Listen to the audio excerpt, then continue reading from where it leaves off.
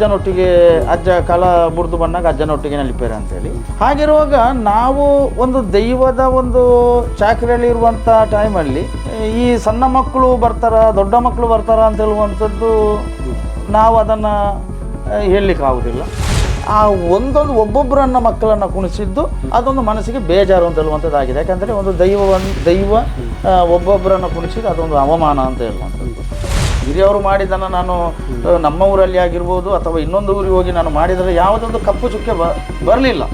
ಹಾಗಿರುವಾಗ ಇವತ್ತು ಇದೊಂದು ವಿಚಾರದಿಂದ ನಾನು ಮಾಡಿದಂಥ ಒಂದು ತಪ್ಪಿನಿಂದ ಆ ಮಕ್ಕಳ ಭವಿಷ್ಯದ ಬಗ್ಗೆಯೂ ಈ ಥರ ಅಂತ ಹೇಳುವಂಥದ್ದು ಎಲ್ಲ ತುಂಬ ಮಾತುಗಳು. ಯಾಕಂದರೆ ನಾವು ಒಂದೆರಡು ಮಾತು ಕೇಳ್ಬೋದು, ಎಲ್ಲವೂ ಎಲ್ಲ ಕಡೆಯಿಂದ ಒಂದೊಂದು ಮಾತು ನೀವು ಮಾಡಿದ್ದು ತಪ್ಪೇ ಅಂತ ಹೇಳುವಂಥದ್ದು. ಯಾಕಂದರೆ ತಪ್ಪು ಅಂತ ಹೇಳುವಂಥದ್ದು ನನಗೂ ಕೂಡ ಅನಿಸಿದೆ. ಆ ಒಂದು ವಿಚಾರವಾಗಿ ಇನ್ನು ಮುಂದಕ್ಕೆ ಆ ಥರದ ತಪ್ಪು ನಾನು ಮಾಡಬಾರ್ದು, ನಾನು ಮಾಡಿ ತಪ್ಪು ಅಂತ ಹೇಳುವಂಥ ಒಂದು ಭಾವನೆಗಳನ್ನು ನಾನೊಂದು ಯಾವುದೇ ವಿಚಾರವನ್ನು ಮನಸ್ಸಲ್ಲಿ ಇಟ್ಟುಕೊಳ್ಳಿ. ಘಟನೆಯಿಂದ ಆಗಿರೋ ವಿವಾದ ಕೂಡ ಇಲ್ಲಿಗೆ ಪರಿಹಾರ ಆಗಬೇಕು. ನನ್ನ ಮೇಲೆ ಒಂದು ಇರುವಂಥ ಅಭಿಮಾನ ಅಥವಾ ಒಂದು ಗೌರವ ಇಟ್ಟವರಿಗೂ ಕೂಡ ಮನಸ್ಸಿಗೆ ಇಂಥ ಒಂದು ಮಾತಾಡಿದ್ದು ಅವರ ಮನಸ್ಸಿಗೆ ಇವತ್ತು ನನಗೊಬ್ಬನಿಗೆ ಮಾತ್ರ ಅಲ್ಲ ಅವರಿಗೂ ನೋವಾಗಿರ್ತದೆ. ಈ ಥರದೊಂದು ನರ್ತನ ಮಾಡಿ ನನ್ನ ಹಿರಿಯವರಿಗೂ ಕೂಡ ನಾನು ಅಂಥ ಮಾತುಗಳು ಬರುವಾಗೆ ನಾನು ಮಾಡಿದ್ನಲ್ಲ ಅಂತ ಹೇಳುವಂಥ ಒಂದು ಬೇಸರ.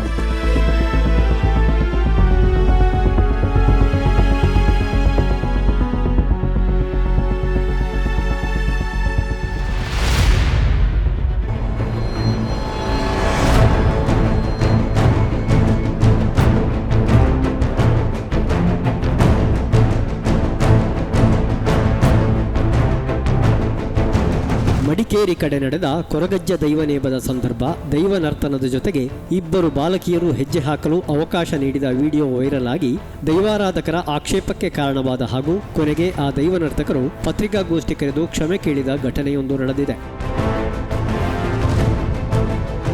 2 ವಾರಗಳ ಹಿಂದೆ ಮಡಿಕೇರಿ ಕಡೆಯಲ್ಲಿ ನಡೆದ ಕೊರಗಜ್ಜ ನೇಮದ ಸಂದರ್ಭದ ವಿಡಿಯೋ ತುಣುಕೊಂದು ಸಾಮಾಜಿಕ ಜಾಲತಾಣಗಳಲ್ಲಿ ವೈರಲ್ ಆಗತೊಡಗಿತ್ತು. ಸುಳ್ಯದ ಬುಳಿಯ ಮಜಲಿನ ಜಯರಾಮರು ಅದರಲ್ಲಿ ಕೊರಗಜ್ಜನ ದೈವನರ್ತಕರಾಗಿದ್ದರು. ಕೊರಗಜ್ಜ ನೇಮದ ಕೊನೆಯಲ್ಲಿ ದೈವವು ನರ್ತಿಸುತ್ತಿದ್ದಾಗ ಇಬ್ಬರು ಪುಟ್ಟ ಬಾಲಕಿಯರು ಕೂಡ ಹೆಜ್ಜೆ ಹಾಕುತ್ತಿದ್ದರು. ಅದಕ್ಕೆ ಸರಿಯಾಗಿ ದೈವನರ್ತಕರು ನರ್ತಿಸುತ್ತಿರುವುದು ವಿಡಿಯೋದಲ್ಲಿ ಕಂಡುಬರುತ್ತಿತ್ತು. ಮನರಂಜನೆಯ ಮಟ್ಟಕ್ಕಿಳಿದ ದೈವಾರಾಧನೆ ಎಂಬ ಕಮೆಂಟ್ಗಳು ಸಾಮಾಜಿಕ ಜಾಲತಾಣಗಳಲ್ಲಿ ಹರಿದಾಡತೊಡಗಿತು. ದೈವಾರಾಧನಾ ಕ್ಷೇತ್ರದಲ್ಲಿ ಈ ರೀತಿ ಮಾಡುವುದು ಸರಿಯಲ್ಲ ಎಂಬ ಅಭಿಪ್ರಾಯವು ವ್ಯಕ್ತವಾಗತೊಡಗಿತು. ಈ ಮಧ್ಯೆ ದೈವಾರಾಧಕರಾದ ಶ್ರೀಧರ ಕಮತ್ತಾರ್ ಎಂಬುವರು ಜಯರಾಮ ಬಳಿಯ ಮಜಲು ಅವರಿಗೆ ಕರೆ ಮಾಡಿ ಆಕ್ಷೇಪಿಸಿದ ವಿಡಿಯೋ ಕೂಡ ವೈರಲ್ ಆಯಿತು. ನೀವೇನು ಲೇಡೀಸ್ ಬಾರ್ನಲ್ಲಿ ನೇಮ ಕಟ್ಟಿದ್ದ ಎಂದು ಶ್ರೀಧರ್ ಅವರು ಆಕ್ರೋಶದ ಧಾಟಿಯಲ್ಲಿ ಮಾತನಾಡಿದ್ದು, ನಾನು ಅನೇಕ ವರ್ಷಗಳಿಂದ ನೇಮ ಕಟ್ಟುತ್ತಿದ್ದೇನೆ, ಹಿರಿಯರಿಂದ ಕಲಿತ ಸಂಪ್ರದಾಯದಂತೆ ಕಟ್ಟುತ್ತಿದ್ದೇನೆ, ನಮ್ಮ ಭಾಗದಲ್ಲಿ ಈ ರೀತಿಯ ಕ್ರಮ ಇದೆ ಎಂದು ಜಯರಾಮರು ಸಮರ್ಥಿಸಿ ಮಾತನಾಡಿದ್ದು ಕೂಡ ವಿಡಿಯೋದಲ್ಲಿತ್ತು. ಅದಾದ ಬಳಿಕ ದೈವಾರಾಧನಾ ಕ್ಷೇತ್ರದ ವಿಶ್ಲೇಷಕ ತಮ್ಮಣ್ಣ ಶೆಟ್ಟಿಯವರು ಕೂಡ ಒಂದು ವಿಡಿಯೋ ಮಾಡಿ ಕೊರಗಜ್ಜನ ಕೋಲದಲ್ಲಿ ಇಂತಹ ದಂಧೆ ನಿಲ್ಲಿಸದಿದ್ದರೆ ಮುಂದಿನ ದಿನಗಳಲ್ಲಿ ಸುಮ್ಮನೆ ಕೂರುವುದಿಲ್ಲ ಎಂಬರ್ಥದಲ್ಲಿ ಮಾತನಾಡಿದ್ದು ಕೂಡ ವೈರಲ್ ಆಯಿತು. ಹೀಗೆ ತುಳುನಾಡಿನ ದೈವಾರಾಧನಾ ಜಗತ್ತಿನಲ್ಲಿ ಮಡಿಕೇರಿಯಲ್ಲಿ ಕೊರಗಜ್ಜ ದೈವ ಪುಟ್ಟ ಬಾಲಕಿಯರೊಂದಿಗೆ ಸಂಗೀತಕ್ಕೆ ಸರಿಯಾಗಿ ಹೆಜ್ಜೆ ಹಾಕಿದ ಆ ವಿಡಿಯೋ ಸಂಚಲನಕ್ಕೆ ಕಾರಣವಾಯಿತು. ಕಳೆದ ಅನೇಕ ವರ್ಷಗಳಿಂದ ದೈವನರ್ತಕರಾಗಿ ಜನಪ್ರಿಯರಾಗಿದ್ದ ಜಯರಾಮ ಅವರ ಈ ವಿಡಿಯೋ ಮತ್ತೆ ಮತ್ತೆ ವೈರಲ್ ಆಗಿ ಚರ್ಚೆ ನಡೆಯುತ್ತಿದ್ದನ್ನು ಮನಗಂಡ ಕೆಲವರು ಈ ಅಚಾತುರ್ಯಕ್ಕಾಗಿ ಕ್ಷಮಾಯಾಚನೆ ನಡೆಸುವುದು ಸೂಕ್ತ ಎಂಬ ಸಲಹೆ ನೀಡಿದರೆನ್ನಲಾಗಿದೆ. ಜಯರಾಮರಿಗೂ ಈ ವಿಚಾರ ಮನವರಿಕೆಯಾಗಿ ಜೂನ್ 21ರಂದು ಸುಳ್ಯದಲ್ಲಿ ಪತ್ರಿಕಾಗೋಷ್ಠಿ ಕರೆದು ದೈವನರ್ತನದ ವೇಳೆ ಮಕ್ಕಳೊಂದಿಗೆ ಹೆಜ್ಜೆ ಹಾಕಿರುವುದು ಅಚಾತುರ್ಯವಾಗಿದೆ, ನನ್ನಿಂದಾದ ತಪ್ಪಿಗೆ ಎಲ್ಲ ಸಮುದಾಯ ಬಾಂಧವರಲ್ಲಿ ಕ್ಷಮೆ ಯಾಚಿಸುತ್ತೇನೆ ಎಂದು ಹೇಳಿದರು. ವೀಕ್ಷಕರೇ, ಹೀಗೆ ಕಳೆದ 1 ತಿಂಗಳ ಹಿಂದೆ ಮಡಿಕೇರಿಯಲ್ಲಿ ನಡೆದ ಒಂದು ಕೊರಗಜ್ಜ ನೇಮದ ಸಂದರ್ಭದ ವಿಡಿಯೋ ಒಂದು ವೈರಲ್ ಆಗಿ ಆ ಬಳಿಕ ಅನೇಕ ಘಟನಾವಳಿಗೆ ಕಾರಣ ಆಗಿ ದೈವನರ್ತಕರು ಕ್ಷಮೆಯಾಚಿಸಿದಂಥ ಒಂದು ಸಂದರ್ಭ ಕೂಡ ಎದುರಾಯಿತು. ನಮ್ಮೊಂದಿಗೆ ಈಗ ಸ್ವತಃ ದೈವನರ್ತಕರಾಗಿರುವಂಥ ಜಯರಾಮ ಬುಳಿಯ ಮಜಲು ಇದ್ದಾರೆ. ನಮಸ್ತೆ ಜಯರಾಮಣ್ಣ.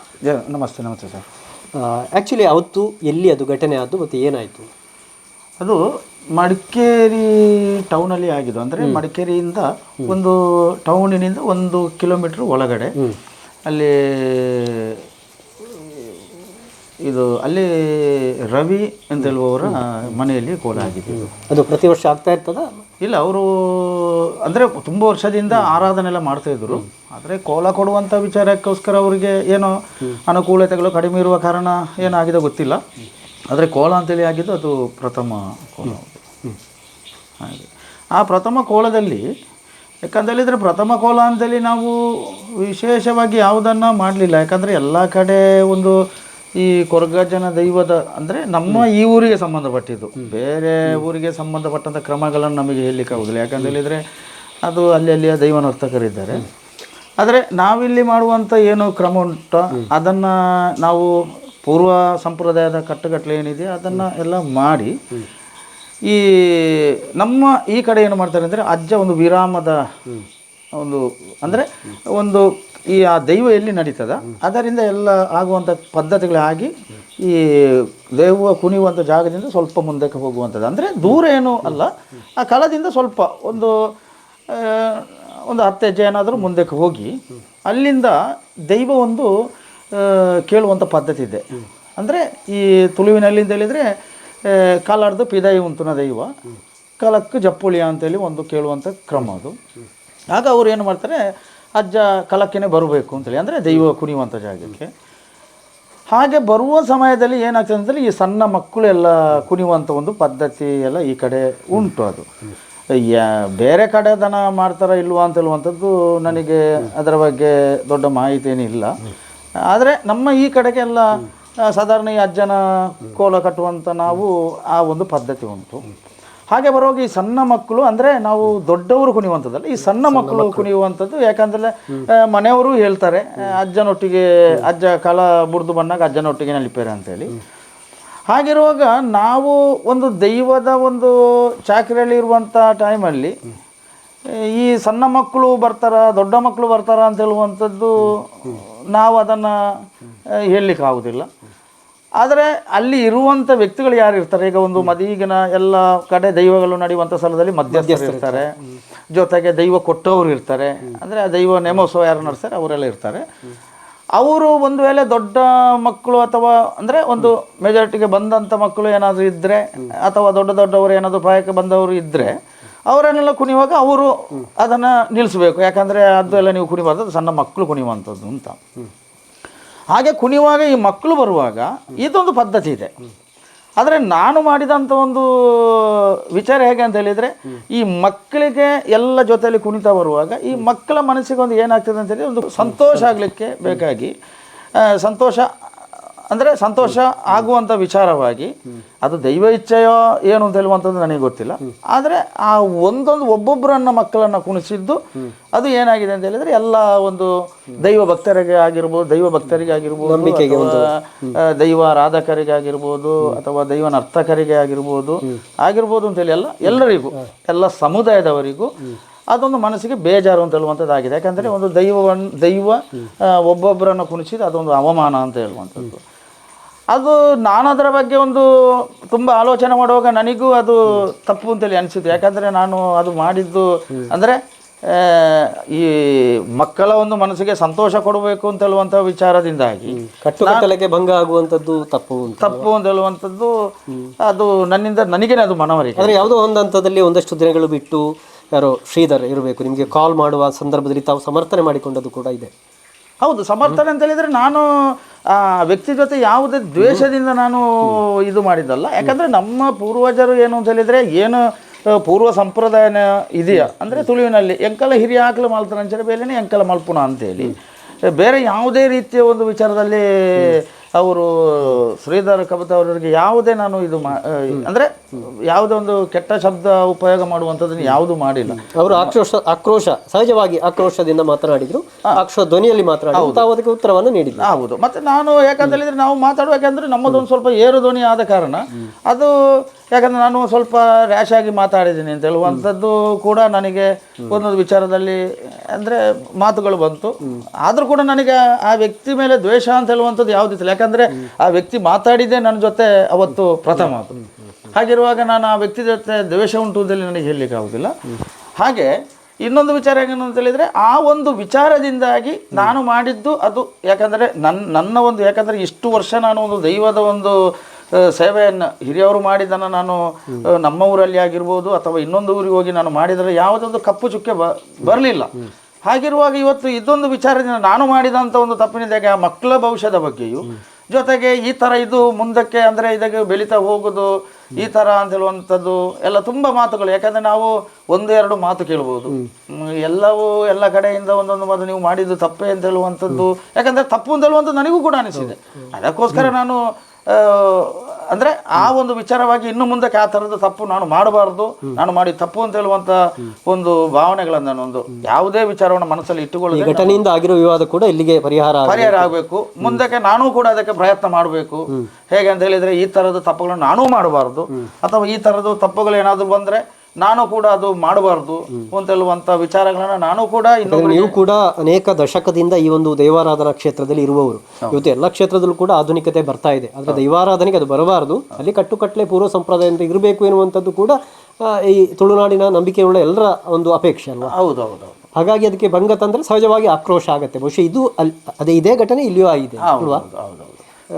ಆದರೆ ಇದನ್ನು ನೀವು ಬಹುಶಃ ಅನೇಕರು ಇವತ್ತು ಸೋಷಿಯಲ್ ಮೀಡಿಯಾಗಳ ಹವಾ ಅದು ಹೀಗೆ ಬಂದ ಕೂಡಲೇ ತಾವು ವೈಯಕ್ತಿಕವಾಗಿ ಅನೇಕ ಟೀಕೆಗಳನ್ನು ಕೂಡ ಎದುರಿಸಿದ್ದು ಇದೆ ಅಂತ ಅಲ್ವಾ? ಹೌದೌದು. ಯಾವುದೇ ಒಂದು ಫೋನಿನ ಅಂದರೆ ಈಗ ಫೋನಿನ ಮುಖಾಂತರ ಅಲ್ಲ, ಯಾರಾದ್ರೂ ಒಬ್ರು ನಮ್ಮ ಎದುರುಗಡೆ ಸಿಗುವಾಗ ಇರ್ತಾರಲ್ಲ, ಈಗ ನಮ್ಮ ಒಂದು ಅಭಿಮಾನಿಗಳು ಅಂತ ಹೇಳುವಂಥವ್ರು ಇರ್ತಾರೆ. ಅಂದರೆ ಅದು ಹಾಗೇನೆ, ಯಾಕಂದ್ರೆ ದೈವ ಕಟ್ಟೋರು ಒಬ್ಬರಿಗೆ ತುಂಬ ಆತ್ಮೀಯರಾಗಿದ್ದರೆ ಅವರಿಗೂ ಮನಸ್ಸಿಗೆ ನೋವಾಗ್ತದೆ. ಈ ಥರ ಜಯರಾಮನ ಈ ಥರ ಒಂದು ವಿಚಾರ ಬಂದಿದೆ, ಇದರ ಬಗ್ಗೆ ನೀವು ಏನಾದರೂ ಒಂದು ಸರಿಯಾದಂಥ ಒಂದು ನೀವು ನಿರ್ಧಾರ ಹೇಳಬೇಕಾಗ್ತದೆ ಅಂತೇಳಿ. ಹಾಗಿರುವಾಗ ನನ್ನ ಮೇಲೆ ಒಂದು ಇರುವಂಥ ಅಭಿಮಾನ ಅಥವಾ ಒಂದು ಗೌರವ ಇಟ್ಟವರಿಗೂ ಕೂಡ ಮನಸ್ಸಿಗೆ, ಯಾಕಂದರೆ ಬೇರೆಯವರ ಒಂದು ಇದು ಮಾತುಗಳಿಂದ, ಇಂಥ ಒಂದು ಮಾತುಗಳಿಂದ ಅವರ ಮನಸ್ಸಿಗೆ ಇವತ್ತು ನನಗೊಬ್ಬನಿಗೆ ಮಾತ್ರ ಅಲ್ಲ ಅವರಿಗೂ ನೋವಾಗಿರ್ತದೆ ಅಂತ. ನಿಮ್ಮ ಅಭಿಮಾನದಿಂದ ಕಾಣುವವರಿಗೂ ನೋವಾಗುತ್ತೆ ಅಲ್ವಾ? ಆ ಬಳಿಕ ನಮ್ಮ ತಮ್ಮಣ್ಣ ಶೆಟ್ಟಿ ಅವರು ಈ ದೈವಾರಾಧನಾ ಕ್ಷೇತ್ರದ ವಿಶ್ಲೇಷಣೆ ಮಾಡುವಂಥ ಅವರು ಕೂಡ ಇದಕ್ಕೆ ಇದು ಸರಿಯಲ್ಲ ಎನ್ನುವಂಥ ದಾಟಿಯಲ್ಲಿ ಅವರು ಕೂಡ ವಿಡಿಯೋ ಮಾಡಿ ಮಾತನಾಡಿದ್ರು. ಅವರು ನಿಮ್ಮ ಜೊತೆ ಮಾತಾಡಿದ ಪರ್ಸನಲ್ ಆಗಿ? ಇಲ್ಲ, ಅವರು ನನ್ನ ಜೊತೆ ನೋಡ, ಆದರೆ ಅವರು ಕೂಡ, ಯಾಕಂದ್ರೆ ಅವರ ಮೇಲೆ ನನಗೆ ತುಂಬಾ ಗೌರವ ಇದೆ. ಯಾಕಂದ್ರೆ ಅವರು ಕೂಡ ಗೌರವನೇ ಕೊಟ್ಟು, ಯಾಕಂದ್ರೆ ಅವರು ಎಲ್ರಿಗೂ ಗೌರವ ಕೊಟ್ಟೇ ಮಾತಾಡುವವರು. ಹಾಗಿರುವಾಗ ನಾನು ಕೂಡ ತುಂಬಾ ಅವರಿಗೆ ನಾನು ಗೌರವ ಕೊಡ್ತೇನೆ. ಯಾಕಂದ್ರೆ ನಾವು ಕೂಡ ನಾವು ಎಷ್ಟೇ ಈಗ ನಾವು ದೈವ ಕಟ್ಟುವವರು ಕೂಡ ಅಂಥ ವ್ಯಕ್ತಿಗಳಿಂದ ಕಲಿಯುವಂಥ ವಿಚಾರಗಳು ಕೂಡ ನಮಗೆ ಇರ್ತದೆ ಅಂತ ಒಂದೊಂದು. ಯಾಕಂತ ಹೇಳಿದ್ರೆ ಈಗ ನೋಡಿ ಸರ್, ಈಗ ಹಿರಿಯವರು ಒಂದು ಪದ್ಧತಿಗಳನ್ನು ಮಾಡಿಕೊಂಡು ಬಂದಿರುವಾಗ ಅದೇ ಪದ್ಧತಿಗಳು ಈ ಸಮಯದಲ್ಲಿ ನಡೀತದೆ ಅಂತ ಹೇಳುವಂಥದ್ದು ಹೇಳಲಿಕ್ಕೆ ಆಗುದಿಲ್ಲ ಅಂತೇಳಿ ಅಲ್ವಾ? ಹಾಗಿರುವಾಗ ಅದನ್ನ ಒಂದು ತಪ್ಪು ಅಂತ ಹೇಳುವವರು ಇರ್ತಾರೆ, ಅದು ಮಾಡಬಾರ್ದು ಅಂತ. ಹಾಗಂತೇಳಿ ನಾನು ಎಲ್ಲ ವಿಚಾರಗಳನ್ನ ನಾನು ಅಂದ್ರೆ ಅದರ ಬಗ್ಗೆ ನಾನು ಆಲೋಚನೆ ಮಾಡಿ ನಾನು ಒಂದು ತಿಂಗಳ ಬಳಿಕ ಬಹುಶಃ ನಿನ್ನೆ ಒಂದು ನಿರ್ಧಾರವನ್ನ ಪ್ರಕಟ ಮಾಡಿದ್ದೆ. ಇಲ್ಲ, ಒಂದು ತಿಂಗಳಿಂದ ಇದು ಬರಲಿಲ್ಲ, ಕೋಲಾಗಿ ಒಂದು ತಿಂಗಳಾಗಿ ಒಂದು ವಾರದಿಂದ ಈ ಕಡೆ ಈ ವಿಚಾರಗಳೆಲ್ಲ ಒಂದು ವಾರದಿಂದ ಅಷ್ಟೇ ಇದು ವೈರಲ್ ಆಗ್ತಿದ್ದು ಕೂಡ ಈ ಒಂದು ವಾರದಿಂದ. ಹೌದೌದು.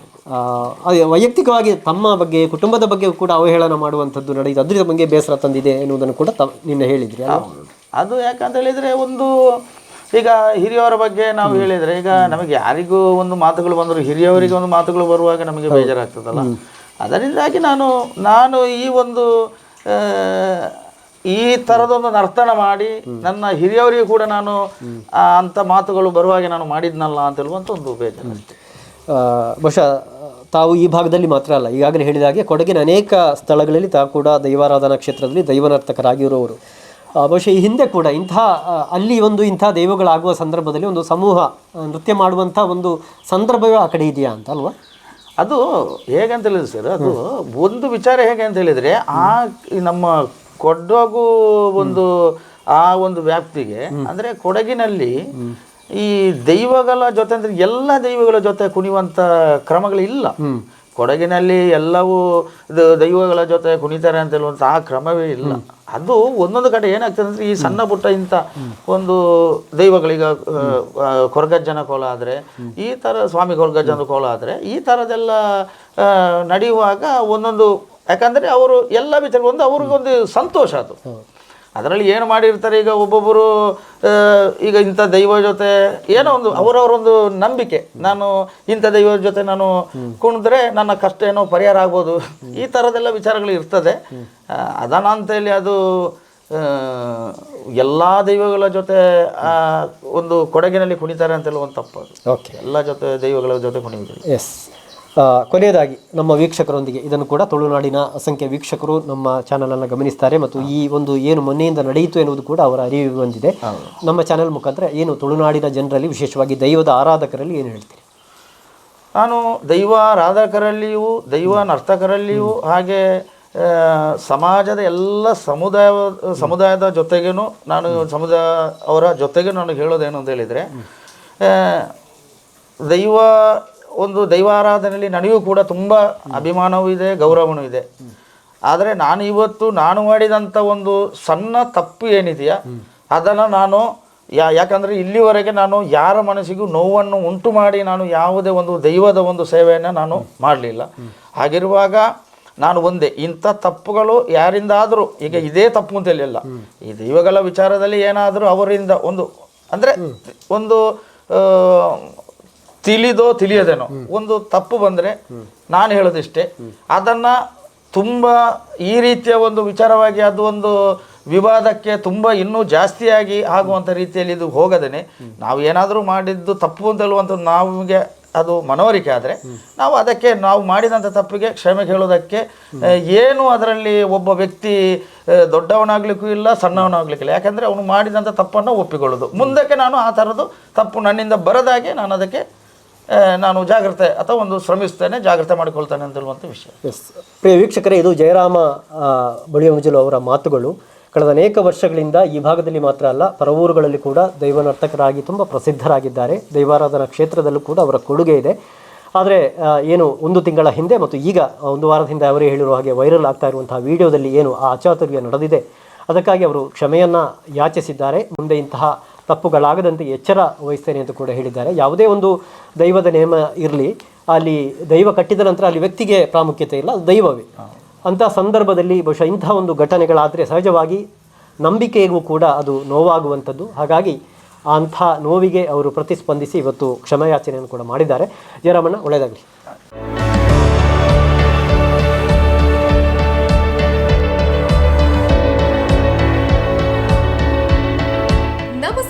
ರೈತ ಬಾಂಧವರೇ, ಬಿಸು ಕಳೆಗಿತ್ತು, ಇನ್ನೇನು ಕೃಷಿ ಮಾಡೋದಕ್ಕೆ ಸೂಕ್ತ ಸಮಯ. ಹಾಗಾಗಿ ಉತ್ತಮ ಗುಣಮಟ್ಟದ ಗಿಡಗಳಿರುವ ನರ್ಸರಿಯನ್ನ ಹುಡುಕ್ತಾ ಇದ್ದೀರಾ? ಹಾಗಾದ್ರೆ ನಮ್ಮ ಸುಳ್ಯದ ಮೊಗರ್ಪಣೆ ಮಸೀದಿ ಮುಂಭಾಗವಿರುವ ಕರ್ನಾಟಕ ಅಗ್ರಿ ಗಾರ್ಡನ್ ನರ್ಸರಿಗೆ ಭೇಟಿ ಕೊಡಿ. ಇಲ್ಲಿ 3 ಎಕರೆ ಜಮೀನಿನಲ್ಲಿ ತಯಾರಾಗ್ತಾ ಇದೆ ಉತ್ತಮ ತಳಿಯ ಹೈಬ್ರಿಡ್ ತೆಂಗಿನ ಗಿಡಗಳು, ಕೋಕೋ ಗಿಡಗಳು, ಅಡಿಕೆ ಗಿಡಗಳಾದ ಎಂಟರಮಂಗಲ, ಮೋಹಿತ್ ನಗರ, ಸೈಗಾನ್, ರತ್ನಗಿರಿ, ಸುಮಂಗಲ, ಸ್ವರ್ಣಮಂಗಳ, ಊರಿನ ಮಂಗಳ ಮತ್ತು ಜಾಯಿಕಾಯಿ ಗಿಡ, ವಿವಿಧ ರೀತಿಯ ಹಣ್ಣಿನ ಗಿಡಗಳು, ಕರಿಮೆಣಸಿನ ಕಸಿ ಗಿಡ, ಪಣಿಯೂರು 7 ಲಭ್ಯ ಹಾಗೂ ಶತಮಂಗಲ ಅಡಿಕೆ ಗಿಡಗಳು ಲಭ್ಯ. Karnataka agri garden nursery, Mogarpane, Halegate, Sullia. Booking ಆಗಿ ಇಂದೇ ಸಂಪರ್ಕಿಸಿ 9048865019 99461 23801.